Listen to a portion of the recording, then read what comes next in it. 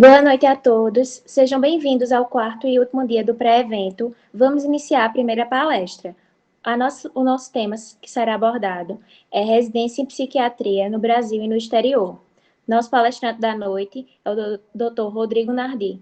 Ele é médico pela Faculdade Evangélica do Paraná, psiquiatra diretor de ECT do Hospital Our Lady of Fatima, tem residência em psiquiatria no Penn State Milton S. Hershey Medical Center, graduado em Psicologia pela PUC Paraná e mestre em Psicologia na USP. Doutor, muito obrigada por ter aceito o convite. É um prazer imenso recebê-lo aqui. Sinta-se à vontade para começar. Ok, obrigado aos organizadores do evento pela oportunidade. Então, eu fui convidado para falar da minha experiência, de como foi a minha residência e como é a carreira de um psiquiatra nos Estados Unidos. É difícil saber o que... das pessoas que estão assistindo, é difícil saber o que vocês podem... que perguntas vocês podem ter, que ideias, que dúvidas, né, que curiosidades. Então, eu queria pedir que, sabe, se sintam à vontade de mandar as perguntas, ou qualquer... A Bárbara me falou que tem um chat que pode ser usado. Então, assim, eu trabalhei como psicólogo clínico por 3 anos. Durante aqueles 3 anos, eu fiz uma especialização em terapia cognitiva comportamental, em Curitiba, né? Sou originalmente do Rio Grande do Sul. E trabalhando, então, com pacientes oncológicos naqueles dias. Depois da minha especialização na USP, em terapia comportamental cognitiva, eu entrei no mestrado, também na USP, em psicologia clínica.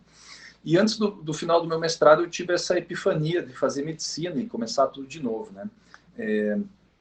E eu fiz, então, no meu primeiro ano tentando, uma coisa que vocês devem ter percebido é que à medida em que você fica mais velho, estudar se torna uma tarefa mais fácil, porque você tem uma maturidade que você não tem quando você é jovem, né? Isso é uma coisa que a gente vê refletida aqui nos Estados Unidos, né? A maturidade do estudante de medicina aqui é muito diferente da maturidade do estudante de medicina do Brasil. Não só por uma questão de uma dada diferença de idade, né, de alguns anos, mas também pelo investimento, né, que uma faculdade de medicina é aqui. E, com frequentemente, aquele investimento, né, é um empréstimo feito no nome do estudante, que vai ter que pagar isso de volta, né, quando ele terminar o curso dele e a residência dele. Então, te dá uma ideia da dimensão da coisa, né? Mas eu comecei a faculdade de medicina e durante aqueles anos, então, o Brasil estava passando por várias mudanças políticas que evidenciaram que a medicina ia mudar muito no Brasil e rapidamente, né? E que a vida do médico no Brasil ia se tornar muito diferente daquilo que eu tinha achado que ia ser. E como eu entrei na faculdade de medicina com 27 anos de idade, já era casado, então eu senti que eu devia à minha família, né, à minha esposa, depois desse sacrifício todo da faculdade de medicina, eu senti que eu devia para ela um resultado, em termos de qualidade de vida, muito maior do que a realidade ia me proporcionar. Nesse meio tempo, então, eu conheci esse camarada, que era um ortopedista, e ele me falou das provas do USMLE, do USMLE, que é o United States Medical Licensing Examination, que é o primeiro tópico dessa conversa. Basicamente, ele é um sujeito de Aracaju, muito gente boa, mora aqui agora, ortopedista aqui. Ele fez 3 fellowships e conseguiu, como que por milagre, um trabalho no interior, né, porque a regra mudou naquela época, você fazia alguns fellowships e você poderia atuar, né, mas as seguradoras de saúde pararam de pagar pelos serviços de médicos que não tinham a residência nos Estados Unidos. Em raras exceções, né, com raras exceções, e ele conseguiu uma exceção dessa. Mas naquela época, então, ele me falou assim, ele falou: Rodrigo, faça essas provas do USMLE e vá para a América. E então eu comecei a estudar para essas provas, né? As provas do USMLE são as provas de validação do nosso diploma, porque pensa bem, não tem como um país saber qual faculdade de medicina é séria ou não. Então, o que eles fazem é, à medida em que você está trabalhando na tua certificação, né, na validação do seu diploma, eles vão pedir para contactar a tua faculdade, tem uma série de documentos que você tem que fazer, e que algumas faculdades de medicina, o primeiro cara que decide tentar, né, a validação do diploma dele, ele é o pioneiro, às vezes. Não era no meu caso, já haviam, da faculdade de medicina da FEPAR, já haviam saído alguns estudantes, ou médicos, eu deveria dizer, que foram para os Estados Unidos, que vieram para os Estados Unidos. E, então, aquela ponte burocrática já tinha sido preenchida, né? Já tinha sido percorrida. Mas ainda assim existe uma burocracia relacionada a isso. As provas, então, são um total de 3 provas para validação do diploma. Daí existe uma 4ª prova, que precisa ser completada durante a residência, e que muitos estrangeiros fazem antes da residência para mostrar que como candidato, não é, que você não corre o risco de falhar aquela prova, porque sem aquela prova você não avança no teu treinamento. Mas desculpa o barulho, eu estou passando um café agora.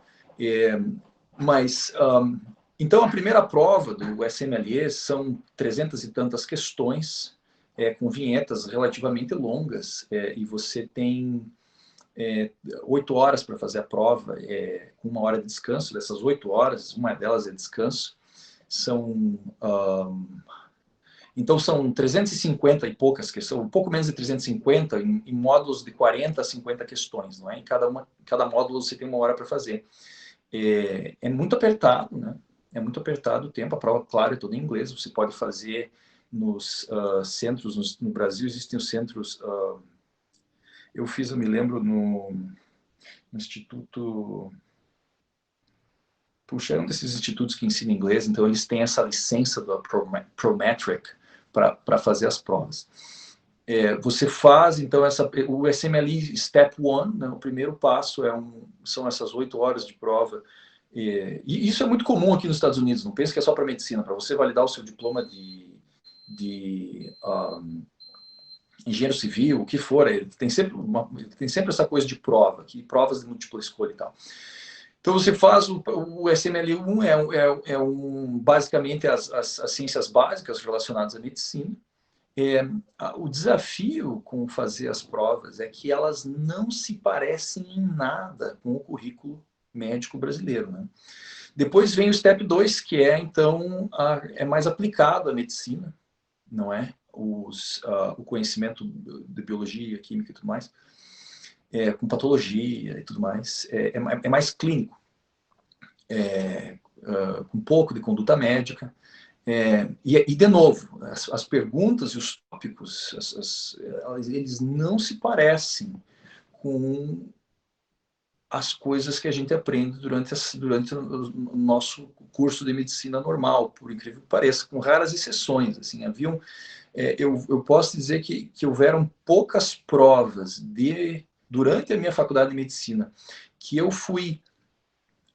tive um desempenho que refletia o meu conhecimento das questões do SMLE, certo?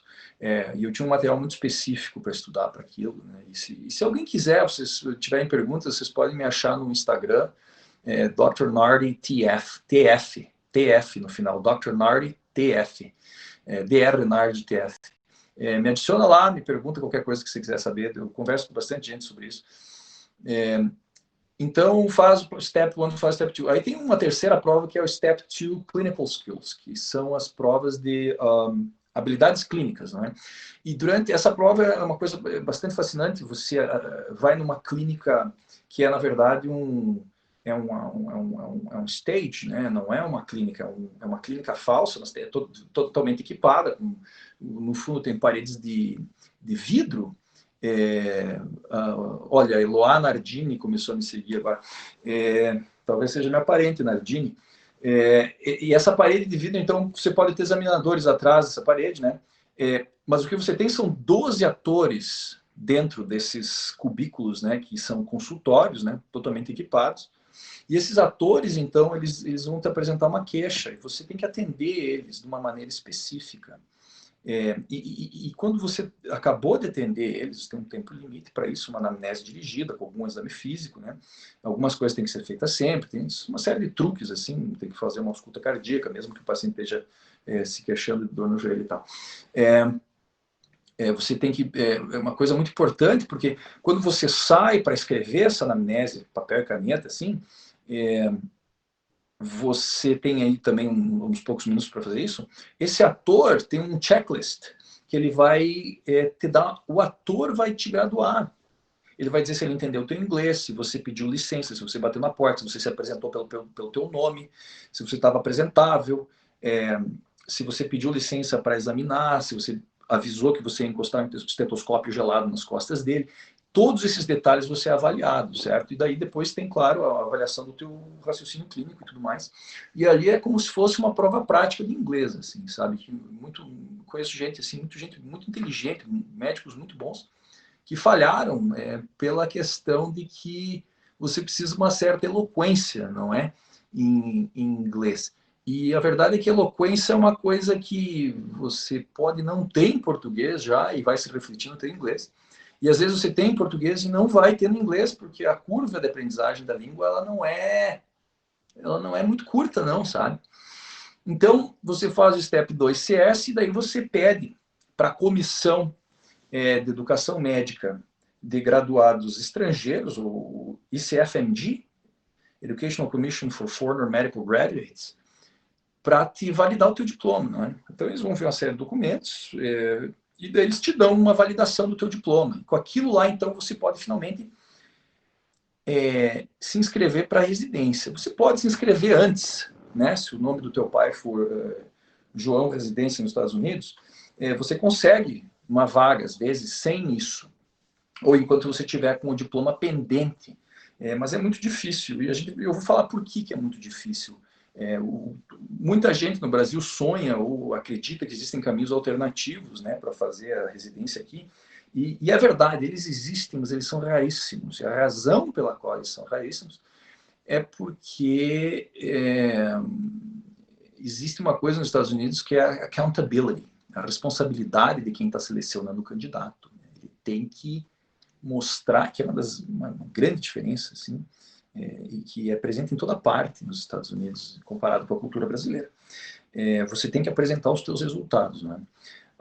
Então você aplica para você se inscreve para a residência e o processo da residência então é uma seleção em que você vai mandar através de um escritório virtual, você manda a tua inscrição, as tuas notas, né? E esse é uma falha do processo americano, possivelmente do brasileiro também, que é um processo seletivo. Por causa dessa mesma accountability, dessa responsabilidade, o teu diretor não sabe. Vou dar um exemplo. Eu fui chefe residente, né? Nos Estados Unidos, ser chefe residente é uma grande honra, não é uma dor de cabeça.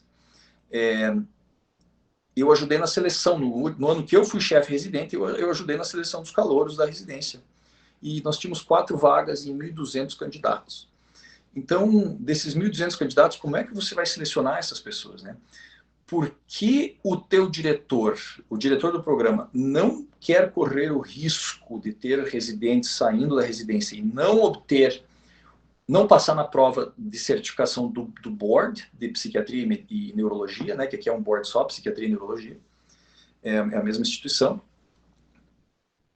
Ele vai, então, selecionar os candidatos pelas notas e que eles tiveram nos steps.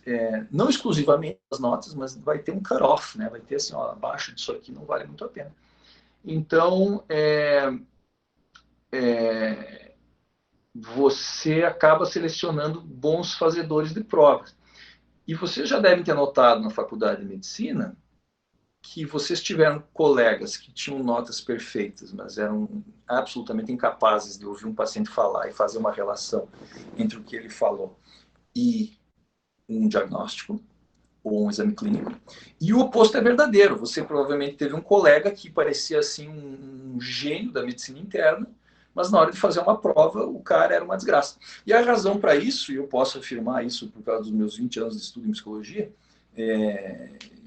é que são repertórios diferentes, né? São habilidades que, apesar de elas terem uma conexão, são habilidades diferentes. Assim como, por exemplo, entender inglês, falar inglês, escrever inglês e ler inglês. São 4 repertórios diferentes. E cada um deles precisa de tempo e atenção individual.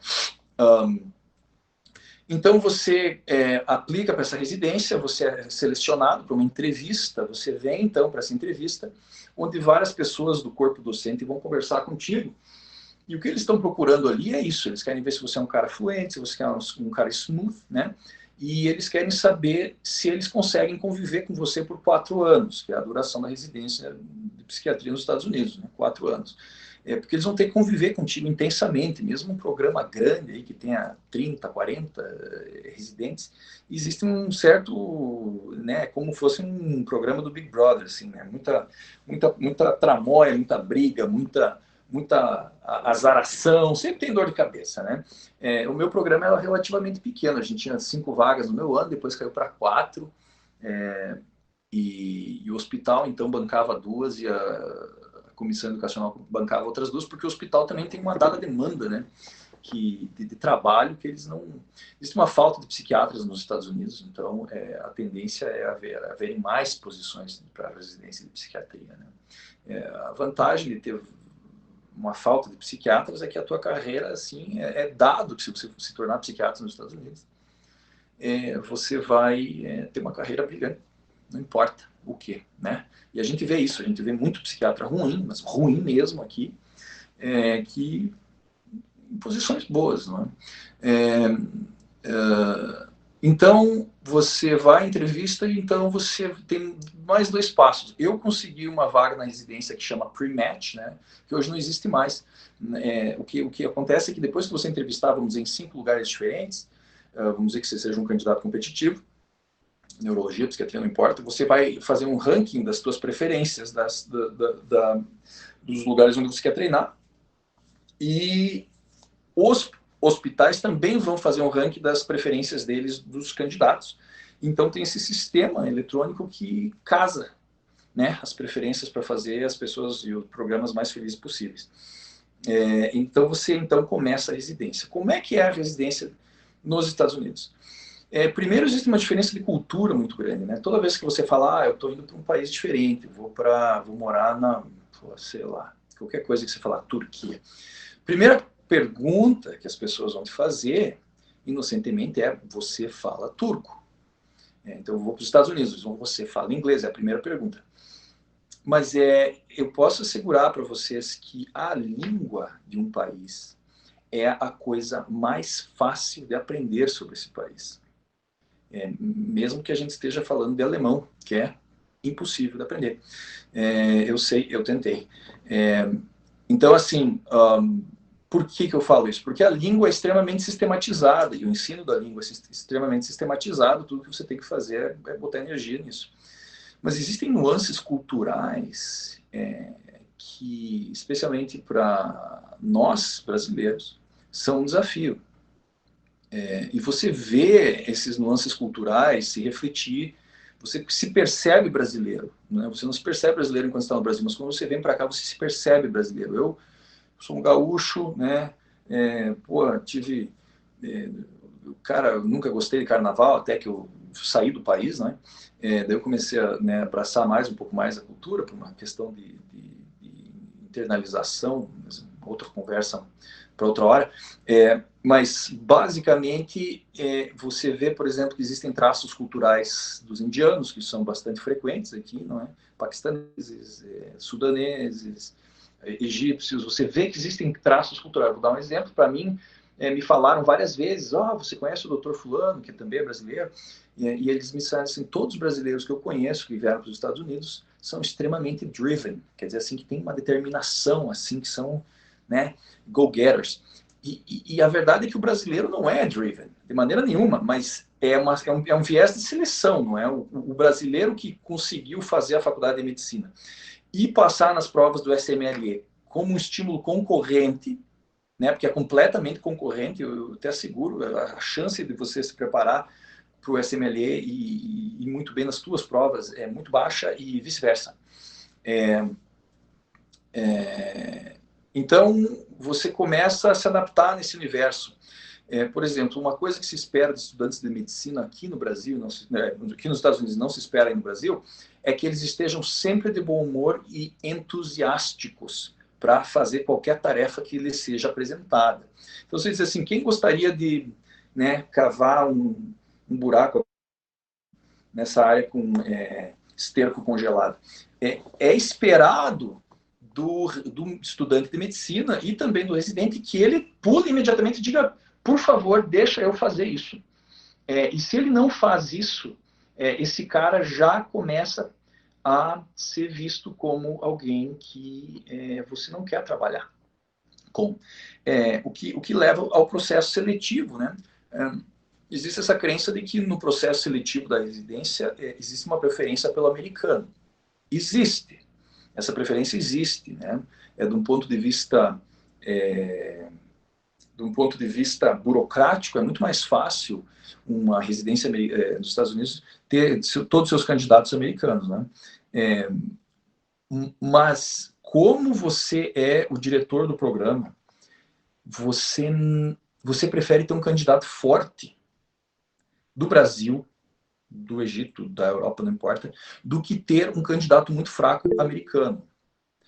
Um candidato relativamente fraco americano talvez ganhe de você, mas porque o diretor tem que dar explicações sobre a qualidade dos seus residentes depois, então não há dúvidas que ele vai ter uma inclinação a selecionar os candidatos mais fortes, que ele acredita mais fortes, né?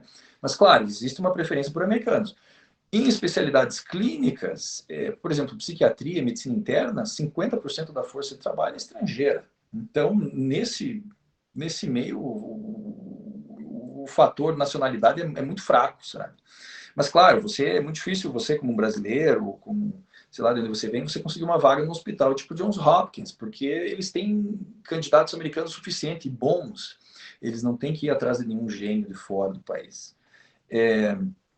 As rotações, então, o treinamento em psiquiatria, eu tive, deixa eu pensar, eu acho que 3 ou 4 meses de neurologia, 6 meses de medicina interna e o resto foi tudo psiquiatria, né? Nessa psiquiatria, então, tem adição, geriatria, tudo uma porção de coisa. A prova do board, para mim, a psiquiatria, 30% da minha prova é a prova do board de neurologia e vice-versa. 30% da prova do board de neurologia veio da minha prova de psiquiatria, não importa o nível, isso é o que eu ouvi. Eu não sei se é verdade, mas você tem que ter um conhecimento razoável de neurologia, porque você não sabe o que vem durante o teste. Então, você vai, faz sua residência, né? Sai da residência, você paga muito bem suas contas durante a residência aqui. Eu tinha 2 leasings, um Passat e um Jetta, alugava o que eles chamam de condo aqui, né, que é como uma casa multigeminada, não sei como chama em português, com 3 quartos. Eu tive, o meu filhinho nasceu durante a residência, foi um tempo maravilhoso, que eu passei 4 anos em Hershey, lá, a cidade onde tem a fábrica de chocolate. A fábrica de chocolate doou dinheiro para a Penn State para construir um hospital e a faculdade de medicina. Isso 60 anos atrás, sei lá, e até hoje está mudando a vida das pessoas, né? Das belezas do capitalismo. E então você começa a trabalhar, você arruma o seu primeiro emprego, um emprego em psiquiatria e neurologia, eu garanto para vocês, é um emprego que vai colocar você no 5% das pessoas mais ricas do mundo, só com o teu salário. E as rotinas variam dependendo da tua carreira. Eu, por 4 anos, eu fiz hospital psiquiátrico, né, com algum serviço de consulta e eletroconvulsoterapia, eu fiz bastante nos 4 anos. Agora eu estou trocando para uma prática que vai ser 100% telepsiquiatria. Vou trabalhar de casa, vou cobrir 4 estados na região do New England. Eu vou desenvolver um programa de educação continuada para terapeutas, psicólogos, assistentes sociais. E assim, é uma vida bastante diferente, né, do Brasil. Eu imagino que alguém tenha, eu acho que talvez tenha pelo menos uma pergunta que vocês queiram fazer. Você está mutada, Bárbara. Perguntaram o que é fundamental para ter um currículo diferenciado para concorrer para a prova da residência como Cara, brasileiro. aqui, então é assim, Tem que ver o que a cultura americana fala, certo? Como eu vou explicar? Para mim, contou que eu era um cara... Só que o problema, por exemplo, o americano não sabe o que é uma graduação de psicologia. O americano só conhece o major em psychology, que é uma coisa assim, você está terminando o teu que eles chamam de undergrad, que é um passo intermediário entre terminar o segundo grau e começar a faculdade, não é? Que você já faz na faculdade, no college. E você, então, você foca mais em psicologia. Então, você sai com um major em psicologia, que não se compara a 5 anos estudando psicologia, não é? Então, eu não consigo explicar isso. Mas daí eles veem que eu tenho mestrado em psicologia clínica. Então, uma vez que você tem um mestrado em psicologia clínica, depois do major aqui nos Estados Unidos, ou um doutorado, então você pode se chamar psicólogo. É um sistema de estudo diferente. Mas contou para mim. Outra coisa que contou para mim foi que eu levei eu amo muito psicologia, eu leio muito, eu sou um cara que, se vocês me ligarem e quiserem discutir psicanálise lacaniana, freudiana, Skinner, eu fui um skinneriano fervoroso por anos. Se vocês quiserem discutir terapia sistêmica, se quiserem discutir Bowlby, se quiserem discutir o cara lá, o Viktor Frankl, do Sentido da Vida, que eu acho que ele mentiu naquele livro dele, mas não importa. Ele mentiu sobre a experiência dele, né? Não estou dizendo que o Holocausto não aconteceu, pelo amor de Deus. Eu posso discutir, na verdade, eu posso te dar uma aula desses assuntos todos. O nível de conhecimento de psicologia, em geral, hoje, se eu transformar todos os psiquiatras americanos em um, o nível de conhecimento de psicologia dele é mais ou menos o nível de conhecimento de psicologia do estudante do primeiro ano de psicologia do Brasil. É muito fraco. Mas eles têm seus mavericks, eles têm seus expoentes, né? Existem psicanalistas muito bons aqui nos Estados Unidos, behavioristas e tudo mais. Então, o que diferencia? O que importa para o americano? Para o americano importa coisas do tipo assim.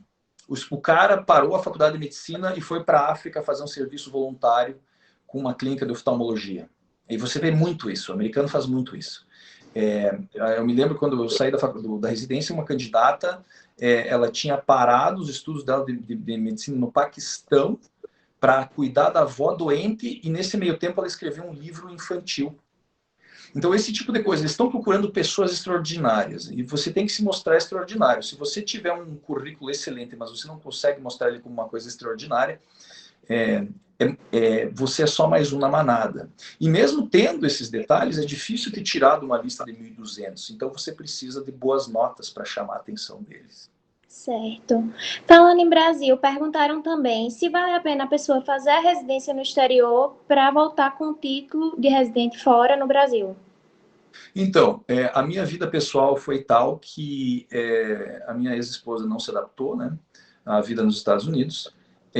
Eu cheguei a contactar pessoas no Brasil quando eu estava terminando a residência, mas o que eu vou te dizer? No Brasil não existe esse tipo de meritocracia. Se eu disser assim, olha, eu sou um cara que tem um currículo que ninguém tem, e não só isso, eu fiz uma residência nos Estados Unidos. Enquanto vocês estudaram 2 anos para ser psiquiatra, eu estudei 4. Eu tive acesso a uma medicina de primeiro mundo e tal. Olha, não importa, né? Não importa. Eu falei com um professor meu e ele disse, tá muito saturado o mercado, você tem que ir para o interior. Eu falei, interior tipo o quê? Maringá? Londrina? Ele falou, não, interior tipo Rio Branco. Como é que eu vou explicar para vocês onde ele me mandou trabalhar depois que eu tinha feito uma residência aqui? O equivalente a você ter que trabalhar num lugar onde você tem que pegar um barco para ir numa aldeia, né? Então eu falei assim, não, muito obrigado. E se você está preocupado com qualidade de vida e salário, eu não tenho nenhum colega meu de medicina fazendo qualquer especialidade cirúrgica imaginável, plástica que seja, que tem uma renda anual como a minha. Então você tem que levar isso em consideração. O mais difícil de tudo é quando eu visito o Brasil, eu não consigo me adaptar às coisas mais básicas hoje em dia, como tomar um café no aeroporto ou comer no aeroporto, né? Aqui você vai no aeroporto, você tem restaurantes, você tem comida, você tem café. No Brasil você paga lá, sei lá, R$30, eles te dão um negocinho assim, né? Para você tomar café. Então, a adaptação, depois que você passa 4 anos nos Estados Unidos, a adaptação de volta no Brasil é brutal. Eu consigo só imaginar, não conheço ninguém que fez, e a estatística é que 99,9% das pessoas que fazem residência nos Estados Unidos nunca mais voltam para os seus países de origem. Porque a vida aqui é muito boa. Sim. E para finalizar, por causa do tempo, perguntaram por que decidiu fazer psiquiatria. Então, eu era psicólogo, não é? E eu tive uma epifania, e essa história acho que é melhor eu contar pessoalmente no Instagram, via mensagem direta, mas eu tive uma epifania cuidando de uma paciente oncológica, como psicólogo, e eu me senti assim, desperdiçado. Eu senti que eu podia fazer mais pelos meus pacientes, e isso me levou a fazer medicina. E uma vez que eu fiz medicina, eu percebi que a psicologia é uma área muito perigosa, né? Você começa a estudar ela, você não consegue, não importa o quanto você lava, ela não sai da tua pele, ela muda a tua visão de mundo e de tudo. Então eu aceitei como meu destino, assim, porque é muito apaixonante, e eu acabei fazendo psiquiatria, então. Doutor, muito obrigada. A gente gostaria de agradecer mais uma vez por ter aceitado participar. Foi um prazer tê-lo aqui conosco e muito obrigada por falar um pouco sobre o seu conhecimento e sua experiência com a gente. Foi um prazer para mim também, e eu vou estar à disposição sempre que vocês quiserem. Boa noite. Boa noite.